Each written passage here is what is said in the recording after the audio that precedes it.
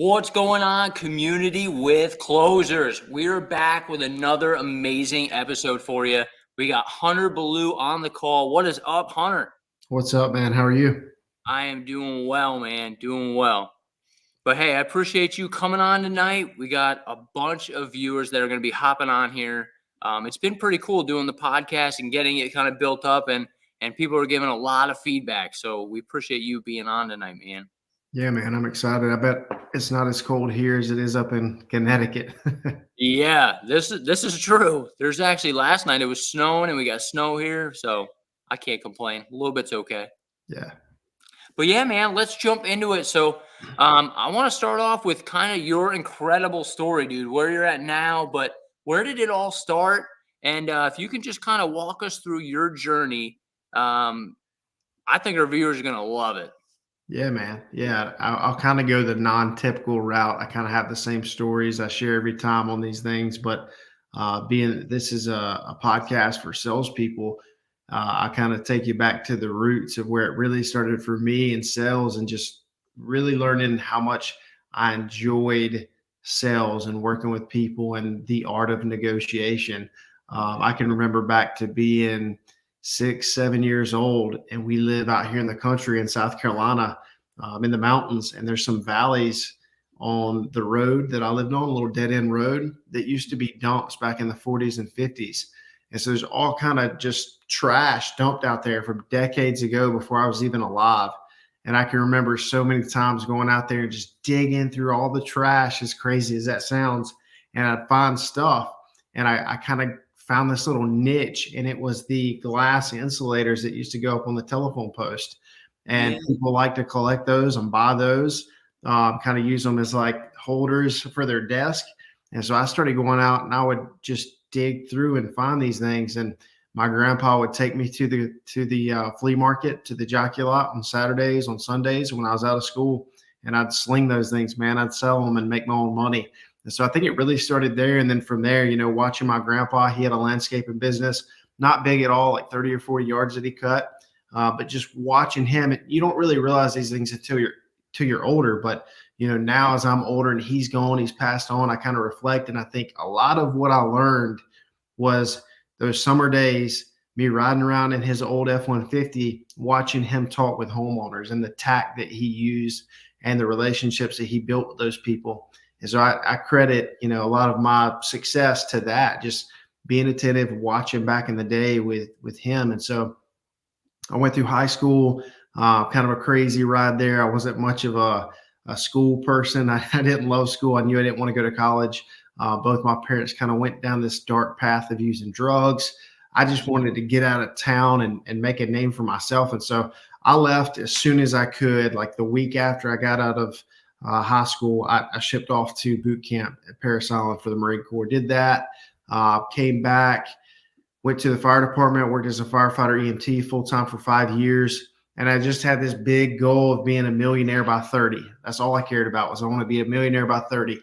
And I've always been decent at math. And even if you're not good at math, when you're making 24 grand a year at the fire department, it doesn't take much mathing to see that doesn't work.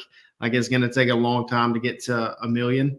And that's even if you're keeping every penny. So I knew I had to do something else. I started some side hustles while I was at the fire department. And then end of 2015, I got real serious. I had a partner at the fire department, a good friend of mine, a mentor who was older than me. I was 24 at the time. He was 30. He was on his way into work, and a guy crossed over 4 lanes running from the cops and hit him head on and killed him. And that was a foundational moment in my life, changed my life. It was the first time in my life that I really felt like I had someone taken too soon. I'd lost my grandpa, my uncle, different people in my life, but it was the first time someone young, someone kind of my age, was going too soon. And I actually wrote the book about Jordan. Like, I start the book talking about him. And just a couple months after that, that was September of 2015. In December, I was like, you know what? I got to do this, man. Like, I got to make it count. I promised in that moment to make it count. That's why I named the book that. And so I left the fire department, started a business, and I've never looked back, man. We started Cornerstone shortly after that. You're kind of familiar with that story, growing it, selling it. Yeah, that's actually how we met, right? Was Cornerstone. We went to lunch. Yep. Yep. So just a wild ride. And then obviously all the different businesses throughout that, investing, and it's been awesome, man. Really blessed. I love it, man. And the coolest part is like, you know how like our why changes. Like you wanted to be a millionaire at 30, right? Yeah. And it's funny how our why changes because I see you, you know, I guess the Hunter when we met in 2000, I think like 14 or something like that, right? Like boom, you were crushing it with Cornerstone and now it's like dude, you are such a leader. Like I've seen now through Revolt, and I've been to a couple of your things where you were up in the cabin in the mountains, and the setting was amazing. The teaching that you put on and the impact that you're leaving, right? The legacy that you talk about, and these people that come away from this thing are like better men, right? They're better husbands. They're looking at their life different because business and I think sales, right? As we talk about this, like it becomes all encompassing and we're like we got to be this top salesperson, right? And we got to work this and just to see those events go on, man, and like your leadership and leading these guys to do the right thing has like been phenomenal. And walking away from that one event, dude, I was like, dang, dude, I gotta step my game up, right? I And so appreciate it, talk man. about that a little bit. Yeah, I think just looking back again, reflecting, I had this realization about 2 years ago, or no, it's been, yeah, just over 2 years ago at RoofCON 2021. We were at Orange County Convention Center. It's got this big theater and it's got a top level. And I went up in that top level, kind of to the back by myself. My wife was up there with me. And I was just watching Ed Milet, who's a guy that I've respected for a long time. I really wanted to bring him to one of our events, and I'm just sitting back and I'm reflecting and I'm thinking back to when I was in high school and I was the same version of who I am now on a much smaller scale. And I say that because I used to throw these massive parties in high school. And while everyone was having a good time, it was never about me going and getting involved in the party and playing the games and all that stuff. It was about bringing people together. Like I've just always loved bringing people together. And I would go up. This is funny. So we had this boathouse out in the middle of the woods, this old broken down boathouse that this old lady wanted to get rid of. So we took it up to this land where we had these bonfires. And I would climb up on top of the boathouse and I'd just sit there and watch all my friends. Literally, we'd have 100, 150 people at bonfires. And I'd just sit there and watch and just be happy. And I remember being happy that all these people were together and having fun. And then 2021, you fast forward to 2021, and here I am in the top balcony looking down on all the attendees of RoofCon. That year was year 3. I think we had about 2,200 people there. Wow. And I'm just looking down thinking, this is awesome, man. Like I respected this guy so much and he made an impact on me. And now I get to introduce all these people to him as well. And that he can make a difference in their lives.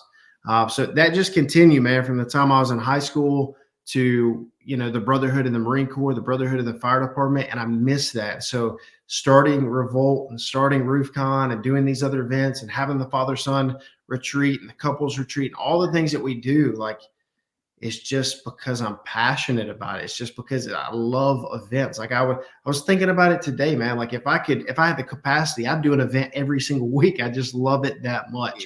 I love bringing people together that are growth minded and want to grow together. Yeah. And I think like a lot of people too are looking for that, right? Like this day and age, people are looking for community. They're looking where they're going to fit in and where they can make an impact. And I think you're definitely bringing it there. So kind of circle around. I know with Cornerstone, you did the same thing, right? Like with the sales and the people there.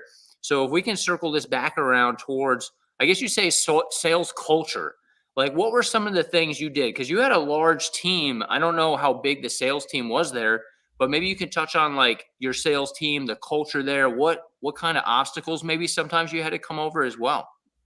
Yeah, man. So for me at Cornerstone, the first like 2 years, I didn't really take it that serious because I was still doing some consulting, some marketing and things like that. And then in 2019 is when I got real serious. January of 2019, I hired my first group of sales reps. And I remember thinking the week before they were to start, because they were all going to start on the same Monday. And I just remember thinking like, man, I'm responsible for these people's success. I'm responsible for their family, eating their kids, whatever. And so I started taking it a lot more serious. And I started to build out this program we call Six Figure Blueprint that now thousands of people have seen over the years and continue to use and build out their own version of it. And that was my promise from day one when I brought those sales reps in. And it's continued to be our promise, even as we've grown into the other companies and other spaces, is I'm going to give you all the tools, all the training, all the technology to make six figures. You just got to provide the work ethic. Like, we're going to give you everything you need, but you got to show up. You got to do the work. If you don't do that, I can't make any promises. What I can tell you is I'm going to do everything I told you I'm going to do with those three T's. And so that was big for us, man, is just knowing and having that conviction that we're going to give them everything they need to not just survive within our company. Because for a lot of sales reps, it's just like, can I get enough? Can I get enough to feed the family? We don't want you to just survive. We want you to thrive. We want A players. We want the best of the best.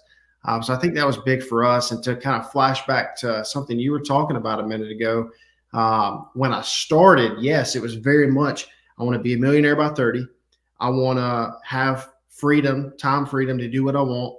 That's the only kind of noble of the three. And then the third is to prove a point. I wanted to prove a point. There's so many people that doubted me, that said I was going to end up like my parents. And I wanted to prove a point. I wanted to prove that I was going to make a name for myself. I was going to overcome it, and I was going to leave a legacy that I was proud of. So those three things, but it evolved throughout my 20s from income to impact. At first, I was just focused on how do I make the most money. It evolved as I started hiring those reps to impact. If I can make a difference on them and they make a difference on their family, we make a difference on the community. Now we have the Revolt Foundation where we go out and we do life 101s in the different states with different kids. It's continued to evolve and get more people involved to see the vision, catch the vision, and continue growing together. I love it, man. And that brings up the next thing is like the Revolt. And what do you call it? The Revolt. It's like not charity, nonprofit. Foundation. Yeah. And so you guys, where were you just recently? Because you guys were making a huge impact. I don't know how many guys went, but that was awesome. In Africa? Yeah. Yeah. We won't talk about what you got from Africa, but yeah. Man. I'm going to have to write a book about that someday, man. Yeah. Almost got me. I actually, funny enough, someone sent me a screenshot yesterday that Cameroon came out with the first ever vaccine for malaria. Oh, wow. Yeah, which I 100% would have taken it with it being that new. But everyone, when they hear I got malaria and almost died, is like, why didn't you take the vaccine? There is no vaccine for malaria. There's like preventative medicine, but even that, like a lot of people tell you not to take because it's toxic and it's just not good for you. But yeah, wild story, man. Good story now. I kept saying that to myself when I was in the hospital, like this is going to be a hell of a story one day. Yep. Yeah, I remember watching the post, man. We were definitely praying for you. Appreciate it. You're strong, dude. You pulled right through, no problem. Kicked off RoofCON. Yeah. And made it happen. So very cool. Well, I do want to ask. So I don't know how, and I don't like talking numbers, right, all the time because it's not about the numbers. But how big, like with Revolt and everything, how big would you say the company is that you got it to? Which company? I guess just our group of companies. Yeah. We consistently between the companies do 20 to 30 a year. And then we have, partnerships with other companies, and then like Revolt in general with the companies that are either a part of it or we're partnered with, do well into nine figures. Love it. And it's amazing how like when you build something like this and you're sharing with people, like then you can collaborate with others, right? It just keeps going and you're building relationships. And that's where there's too many people that live with a scarcity mindset, man. We really try to live with that abundance mindset. And we have people that come into Revolt, they show up to that retreat and they're like, well, do you have a contractor or do you have a business owner that is in Greenville, North Carolina? Because I don't want to be in there if there's someone else. And dude, we don't have that mentality at all. Like legitimately, I bet I've helped a dozen other contractors just in Greenville, South Carolina alone. We had that Little Rock branch. I've helped probably 5 out there. We have, I'd say about a dozen members of Revolt that are in Ohio. And a lot of those guys are in the same areas.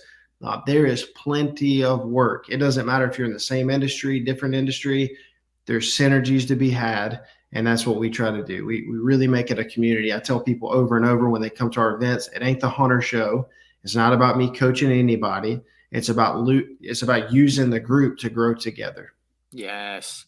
Yeah, I remember, man, when I was first starting and like I had that scarcity mindset, dude. I was like, what? Another exterior cleaning company? I'm like, shoot, they're taking my, they're taking food off my table. But I quickly learned you have to have the abundance mindset. Like when I started helping others and like giving back to the industry, it comes back tenfold, but not in a selfish way. Like you're helping, it's a whole different thing. And we have to teach our sales guys this too, because they sometimes have a scarcity mindset on our sales team. And I'm like, guys, you got to have this abundant mindset. You got to help the other people because those people, I remember giving thousands of dollars of work to our local competitors that were really good, right? They had a good brand. And then when they got the big job, for instance, the Ballew down in Greenville, right? The Yeah. Ballew Center is the big convention area. If you guys don't know Greenville, South Carolina, but we have the big Ballew Center. And I remember getting a call from like the manager from like 4 of my competitors, like, Pat, we recommended you. Like, Pat, we were making, they were all recommending us. So it was really cool to be able to like That's give cool. them jobs, residential jobs, but then they're so busy that we get the big honking commercial jobs. And like, they're like, nobody can do it but you. And the guy Yeah. called me. He's like, Pat, he's like, I'll be honest, man. Everybody said you can handle the job. So come on down here and give me a bid because you got the job, man. So Nice. that was really, really cool. And that's what it's all about is like leveling up your competition, right? So then their prices will go up and then the market is fair. And you never know when you guys can collaborate on a project or machine goes down, you can help each other. That's what it's all about. Yeah, man. That's the true value in reciprocal relationships, give and take, not just take, take, take. Yes. Yep. So what is in the future, man? Like, what do you got going on? I know RoofCON was a huge hit. And for people on here, I know we're in the exterior cleaning industry. So tell a little bit about RoofCON because you're in the roofing industry. We're in roof cleaning. Yeah. So tell everybody a little bit about RoofCON. Yeah, so after getting pretty serious with Cornerstone in 2017, around that in 2017, 2018, 2019, it started to grow pretty fast, and I just started missing that community. And so we launched Revolt that summer, and one of the first events that I did was a small event here in Greenville, and a roofer came to that event, a guy from Nebraska, and when we finished the event, it was all focused on leadership development, not just business. He was like, man, we need this for the roofing space. There's all these conferences focused on money and product, but there's no conference focused on leadership development, the personal side. And I said, all right, bet, let's do it. Because that's usually how I am. I don't really think much. I just do, which sometimes bites me in the butt. But 60 days, maybe 90 days later, we threw together RoofCON #1. I was super embarrassed of it. We did it in Nashville, this little crappy motel. We had like 39 people there. I didn't even know if I was going to do it again the next year. And we left that event the next week. Everyone was posting. All 39 people from the event were posting online about how it was the best event they'd been to, and they loved it, and can't wait till next year. And I was like, okay, well maybe we'll give it a try. And so that next year, what happened? 2020, COVID hits, and we're like, oh my gosh, we're not going to do as good as we thought. We thought, okay, maybe we could get to 500 people if we push it for a year. Mm-hmm. And so we pushed it hard. COVID hit. We were like, all right, send it. We're going for it. We're going to do the NRG Center in Houston. So we rented out the actual conference center. We got 881 people there, 50 vendors. 2021, we did 2,200 people, 125 vendors. And then the next year we capped out 250 vendors, 3,400 people. And then this year we got up to 5,200. So yeah, just continue to grow. It's been awesome. I think we'll probably be pretty happy right there. 5,000 was like the long-term goal if we could get there. So we hit it in year 5, and it's been super cool to see. We've had awesome speakers: Ed Milet, Craig Rochelle, Tim Tebow, John Maxwell, Iron Cowboy, ton of great people that have come out and support it. So it's been cool to see and be able to bring people together from the industry to continue to grow. Love it, man. Love it. All right, so I got a couple more questions before community closer is 30 minutes, real, meat and potatoes. So I got a couple questions for you on the sales side. So in a competitive market, how can businesses differentiate themselves and win more sales? Yeah, yeah. I think just getting involved with the community. For us, one thing we did from the very beginning was take Facebook groups very, very seriously. Back in the day when I was more involved, we have the company now. I'm not active. We have a CEO in place, COO in place, and I don't really do anything with the company. But back when I was involved, I mean, we were extremely active in Facebook groups, from building Facebook groups to going out and saying, hey, you have this Facebook group and there's banner space and there's an announcement space and, the opportunity to post once a week. Can I pay you for that? And so we did a lot of that, just building goodwill in those Facebook groups with the community, and not just call to actions, not just, hey, can I inspect your roof? Hey, can I come out and repair your roof? Can you pay me money? Can you give me money? That was never it. It was, how can we serve? And we did, dude. I mean, at one point we were doing giveaways every week. I don't know if you remember, but it was like just insane. We do a skydiving giveaway, then we do a cabin getaway, then we do a beach getaway, then we do an iPhone, then we do a TV, and it was just like nonstop us pouring into the community. Because for us, we knew if we stayed top of mind, this is why it's hard for people, because it's a long-term game. You're not going to instantly see a return. It's a long-term game. But if we stay top of mind, when they do need that product, when they do need that roof replaced or that house pressure washed or gutters done or whatever, they're going to think of us. And so for us, that was huge, especially in our game when storms came along and a hailstorm hit. We were able to take that group, the leverage that we had created, and actually use it for once. And so we saw huge returns from leveraging Facebook groups. I mean, someone would post in there back in the day, man, and it'd be like 40 comments of people referring Cornerstone Construction. Because even if, Miss Becky didn't need a roof, she still loved Cornerstone Construction because we did 12 days of Christmas every year, and we did this holiday and that holiday, and we're always giving back and doing free roofs and helping in the schools. And so even if she didn't need a roof, she remembered us for when James asked for the best roofer in town. Yes. And that's exactly it. Like, you got to be there when they're ready to buy, right? And the way you did it, though, was so different because, like you said, people are like, hey, buy my services, right? And they're always doing it. But how are you adding? How are you adding value? How are you stacking the value to the community and becoming that brand? And I think Cornerstone did an amazing job of becoming that brand. You were the household brand for roofing. Like, I remember going to the wrap shop and, we got up to shoot 14 vehicles or something like that, right? And we're wrapping all the cars. And then boom, all of a sudden I'm like, Cornerstone Construction's rolling out all these sales vehicles over there at what's the wrap company? Catazoom, yeah. And you start rolling out. He's like, hey, yeah. I'm like, dude, that's my boy Hunter. That's what I'm talking about. Yeah, man. That was epic. But, those are the things, right? And you level up your game each time, and then you wrap the trucks, and then you're looking the brand, right? And you're hiring the people. And so it's real cool to see that, but giving back to the community. So those are some things, guys. If you're watching, Hunter's doing an amazing job with that. You need to step up your local game because, we're focused on flyers and we're focused on Google and all these things, but there's so much just right there in your backyard. Get involved, like do a pop-up tent. I think we did last year. We gave like school materials. We did a couple of ones in town in Duncan and stuff like that. And, we purchased the school, pencils, backpacks, those kinds of things. And we were able to give them to the kids. So it was a great way just to have our team get involved because, again, purpose, right? We're getting the team involved to have that purpose, to see and touch and feel and help people. And I think that really was cool. To make it relevant, and I'll make this fast, but to make it relevant to this, it's going in, finding a Facebook group. If you don't want to build one, it's really hard to build one now with the algorithm. It's better to go find someone that has one in your community. Ask them if you can do a weekly podcast just like this, exactly what he's doing. Go in there at 6 p.m., 7 p.m. every single night or every single week on a certain day, interview a local person, and then give away something at the end. What the structure we like is find a person in your area. So it'd be like a strategic partner. And this is a great example, me and Pat. So I'm the roofer. I have this group, Greenville's best group ever. And I say, hey, we have 20,000 members inside this group. Pat, would you be interested in coming and speaking and on a podcast in front of these 20,000 members? Of course, he's going to say, yeah, you could go get the biggest realtor in town, the biggest insurance agent in town, whoever, because they want to be in front of the 20,000 people that you have, a captive audience. And then you interview them.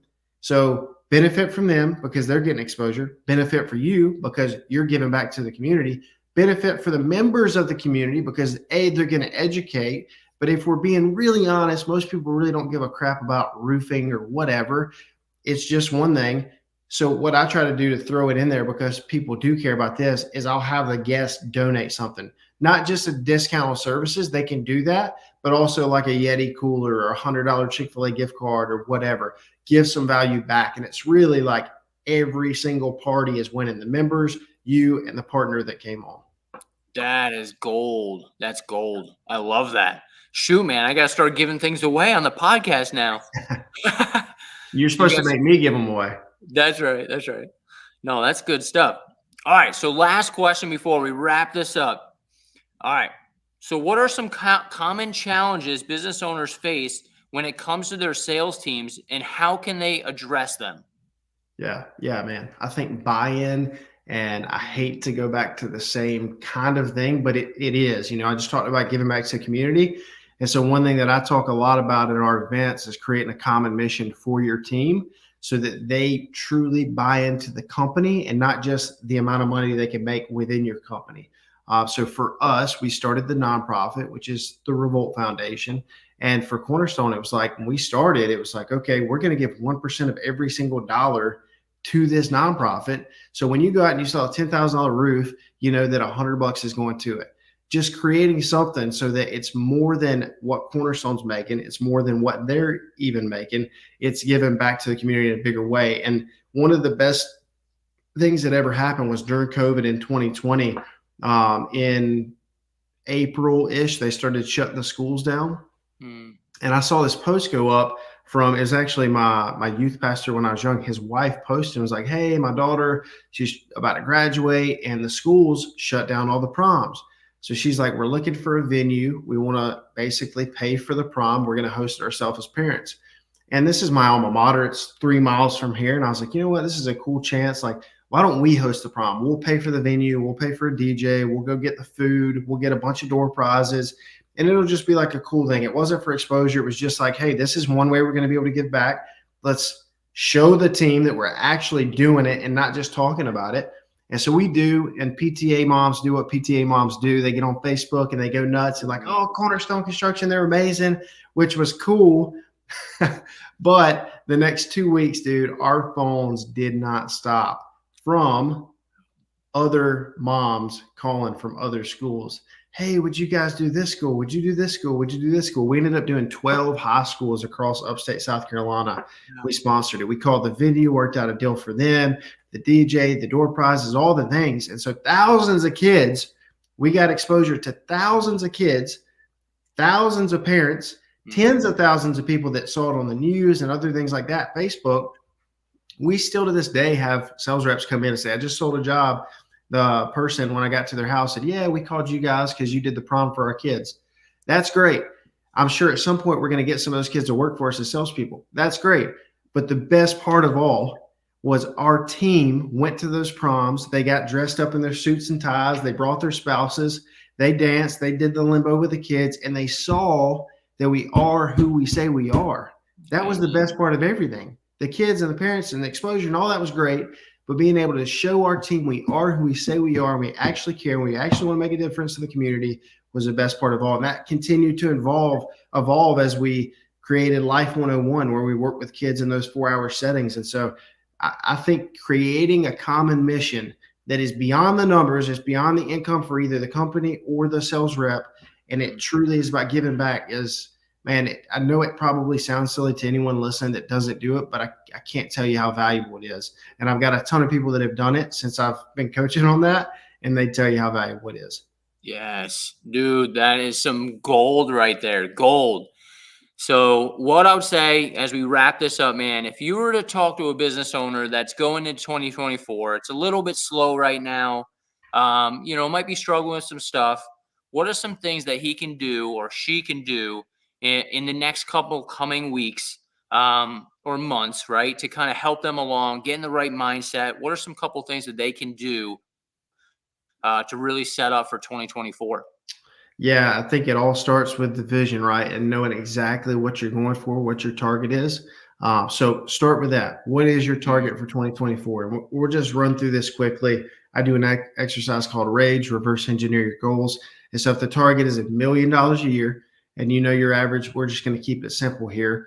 Whether this math works for your business or not, you can figure it out with your numbers. But if the goal is $1 million in revenue and your average ticket is $1,000, well, then you know that you have to sell 1,000 products.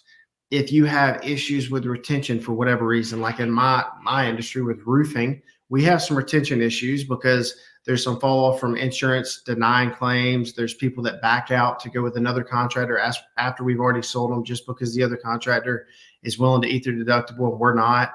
So there's some issues. So we'll add 10% to our actual sales. In your case, it might not be anything, but let's just say it is 10%. Well, instead of 1,000 contracts signed, you need 1,100 contracts signed to know 10% of those people are going to fall off to Mhm. actually do 1,000 jobs and collect on 1,000 jobs to hit your numbers.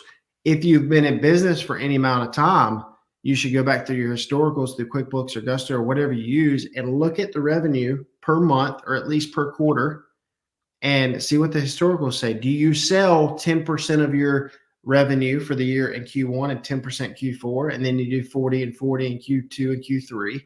Break it down literally per month. Like Cornerstone, I was looking at it yesterday with our guys. We know exactly what it is per month, broken up about what we should do historically.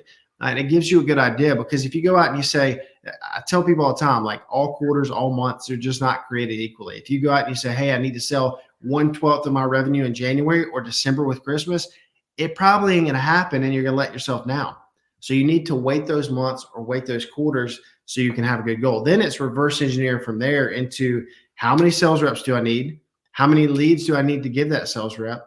Lead source, close ratio, and getting super, super clear on exactly what you need to hit your goal. Like if you know that your average sales rep is going to close $500,000 a year and you got one rep, well, you're just not going to sell your million. You got to go get another rep. If you know that rep needs, you know, 20 leads a week to close 5 deals to hit his numbers and you're getting 8, well, then you're not going to hit it. You got to either get him the leads or you got to figure out how to teach him how to go get the leads himself. So I think just getting super clear on that path, dialing it in, that's one of the things we do with our clients. It's like, it's easy to say, here's the goal, figure it out. But you really need to reverse engineer all the way down to lead and lead source and figure out exactly what your cost to acquire a customer is. Because if it's too high, then it's not going to work. You need to use another source.